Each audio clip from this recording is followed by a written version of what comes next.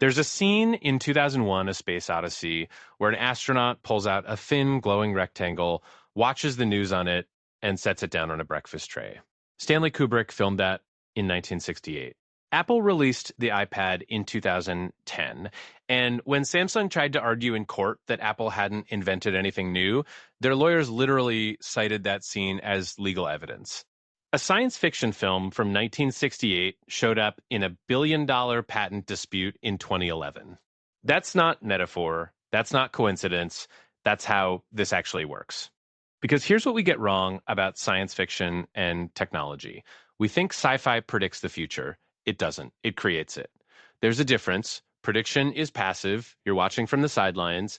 Creation is active. What cinema has been doing quietly for over a century is planting ideas so vivid and so emotionally compelling that engineers and entrepreneurs can't get them out of their heads. They grow up, they get funding, and then they build the thing they saw on screen when they were 12 years old. This is a documented, studied, institutionally formalized phenomenon, and once you see it, you cannot unsee it. Let's go back to the beginning. 1902. Georges Méliès, a French illusionist, not a scientist, makes a trip to the moon. A spacecraft launches to the lunar surface. Neil Armstrong won't do that for another 67 years. But Méliès wasn't guessing. He was dreaming out loud, in public, in a medium that was brand new, and the dream landed in the minds of everyone who watched it. That's the first move in a very long game. Fast forward to 1927. Fritz Lang's Metropolis depicts video calling, decades before it exists. Then Star Trek in 1966 gives us flip phone communicators, tablet computers, voice interface AI, automatic sliding doors. One Apple scientist, Steve Perlman, watched an episode of The Next Generation where a character listens to multiple music tracks on a computer and went back to his desk and built QuickTime. That's the mechanism, not a blueprint. An image, a feeling. That should exist. But the pivotal moment, the one that changes everything, is 1968.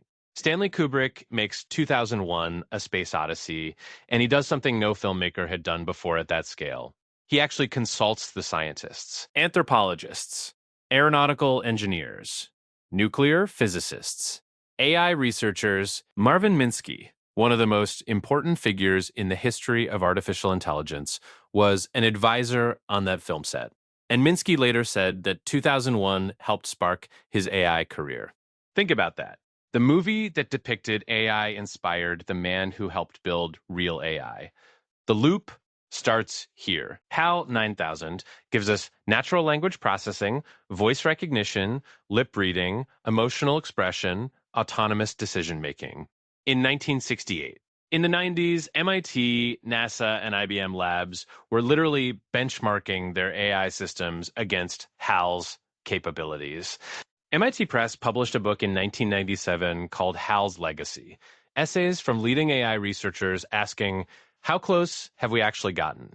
The fictional AI became the benchmark, the target, the thing you were trying to beat. And then there's Steve Jobs. Science fiction writer Charles Stross put it perfectly. I suspect his vision for the future of computing was, I want to build the black monolith from 2001, A Space Odyssey. A plain, featureless object that reaches inside people's brains and makes them fundamentally smarter.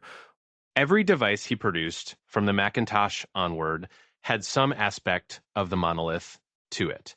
The iPad, the actual iPad, the one in your bag or on your nightstand, has its design patents cite Clark's Newspad from 2001 as prior art. Samsung cited the same film trying to defend themselves against Apple. A single film from 1968 is embedded in the legal DNA of modern computing. Now, here's where it gets really wild, because 1990 rolls around and Steven Spielberg decides he wants to make Minority Report. And instead of just hiring a production designer, he convenes a 3-day think tank, real futurists. Stuart Brand, who edited the Whole Earth catalog, VR pioneer Jaron Lanier, architects, doctors, the brief. Design a plausible 2054. And then he brings in John Underkoffler from MIT's Media Lab. Underkoffler is working on his dissertation, a gestural computing interface he calls G-Speak, spatial computing. You move your hands, The computer responds. He doesn't treat the film like a movie. He treats it like an R&D project. The film comes out in 2002. Tom Cruise is waving his hands through holographic screens, pinching and swiping and pulling data through the air. And then something extraordinary happens. Underkoffler starts getting approached by investors, CEOs, countless of them, he says, asking, "Is that real? Can we pay you to build it?" The film had created market demand for technology that didn't exist yet. There's actually an academic term for this. A researcher named David Kirby calls it a diegetic prototype, a technology depicted in a film that functions as a working prototype in the public imagination, generating investment and desire before the thing actually exists. Underkoffler founded a company called Oblong Industries to commercialize G-Speak. It raised $104 million in venture funding. Its clients include NASA, Boeing, IBM, PwC, and SAP. The pinch zoom, the swipe to dismiss, the rotation gesture you use on your phone every single day, all of those appear in Minority Report in 2002, 5 years before the iPhone. And Robert Downey Jr., during the filming of Iron Man 3, visited Underkoffler's office in person to develop a new gesture language for Tony Stark's suit, because he wanted it to feel real. Meanwhile, Elon Musk is building rockets. He grew up devouring science fiction. When he launched a Tesla Roadster into space on the Falcon Heavy in 2018, he put Douglas Adams's Hitchhiker's Guide to the Galaxy in the glove compartment, the first novel sent into orbit around Mars. The dashboard read, "Don't panic. This is a man running a rocket company, and he's making a literary joke for the cosmos." The dreams are that deep.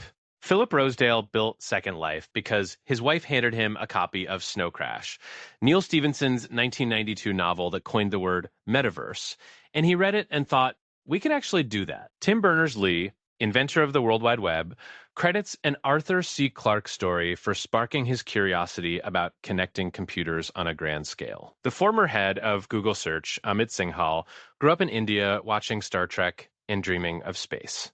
Those dreams, he said, are what keep people running toward a goal. And now the loop closes. Because the technology that cinema inspired has come back to transform cinema itself. Silicon Graphics, facing the end of Cold War military contracts, turned to Hollywood for survival and created the VFX industry.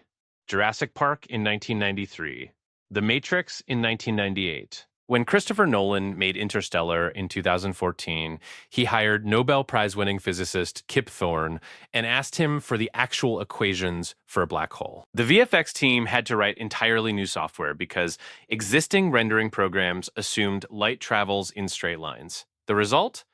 2 published peer-reviewed scientific papers. A Hollywood movie, Advanced Astrophysics. The dream literally expanded our understanding of the universe. A 2024 study in a journal called Technovation found that Black Mirror episodes caused measurable variation in patent filing rates for the technologies they depicted. The show airs, people watch it, and then somewhere engineers start filing patents. But here's the thing I keep coming back to. The thing that should maybe make us a little uncomfortable. Charles Stross, a science fiction author who knows this world from the inside, made an observation that cuts right to the bone. Tech billionaires, he says, are not critical readers of science fiction. They absorb the visions, they don't absorb the warnings. Minority Report is a cautionary tale about surveillance and false positives, and real predictive policing systems have replicated its harms without its resolution. Jurassic Park's entire thesis is that technological hubris ends in catastrophe. Jeff Goldblum's character says it plainly. Your scientists were so preoccupied with whether or not they could, they didn't stop to think if they should. That line has been cited in academic papers, in design manifestos, in corporate ethics frameworks, and yet the entrepreneurs it inspired built the things anyway. So what does that mean? Cinema gave us the iPhone, the internet, the metaverse, AI assistants, and the gestural interface on your laptop. It also gave us the ethical framework to interrogate all of those things. The question is whether the people doing the building are watching the whole film, or just the cool parts. Because the movies have always known something that Silicon Valley is still figuring out. The future isn't just a technical problem. It's a human one. And every great science fiction film underneath the spaceships and the glowing screens is really just asking, what kind of people do we want to be when we get there? That's the question cinema has been asking for over a century. And the engineers who grew up in those dark theaters, they heard it. Whether they answered it is up to us to decide. If you found this compelling, there's a lot more where that came from. I'll see you in the next one.